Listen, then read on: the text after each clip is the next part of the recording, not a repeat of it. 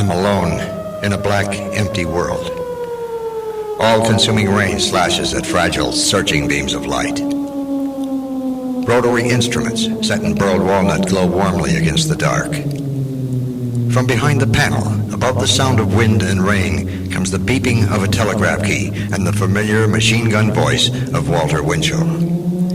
Good evening, Mr. and Mrs. America and all the ships at sea. Let's go to press. Tonight, yes, at 9:30 this evening, the greatest heavyweight boxing champion the world has ever known announced his retirement from the ring. And on and on. Finally, the battle begins. A rebroadcast of Don Dumpy's fight commentary, complete with Gillette commercials. Jersey Joe Walcott and Joe Louis, the Brown Bomber, in a taped replay of their last and greatest fight. The crest of a hill reveals a scatter of light in the valley, a sea of neon parting to show me the way.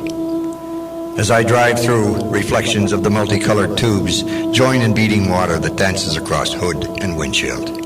Light shapes blur and sharpen in rhythm to slapping wipers. But I'm only an observer, protected from slashing rain and black of night in a brand new Rolls Royce.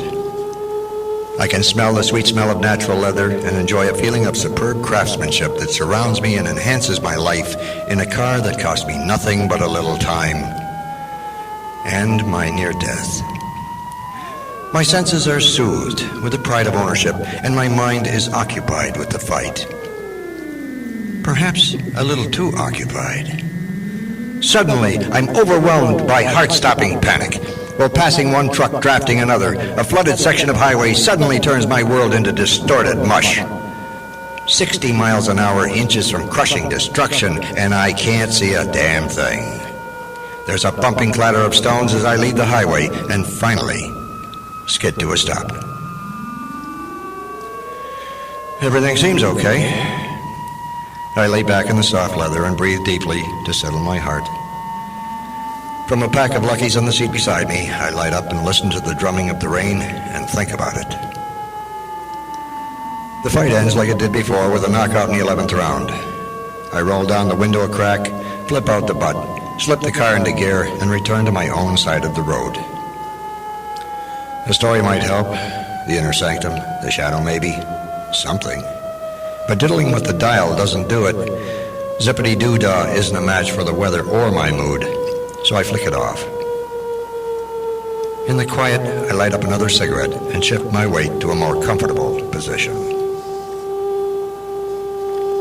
The eerie wail of a horn going in the other direction seems from a dream. My mind wanders back to another time. The sound of wind, rain, and engine merge together and fade from my consciousness. My mind is charged with memories of friends, lovers, and exciting days in far-off lands. I still feel the joy and agony of the last few months. So much has happened in such a short time, and the hypnotic monotony of night sounds brings everything back. This story, a story that is about to end, began not so very long ago.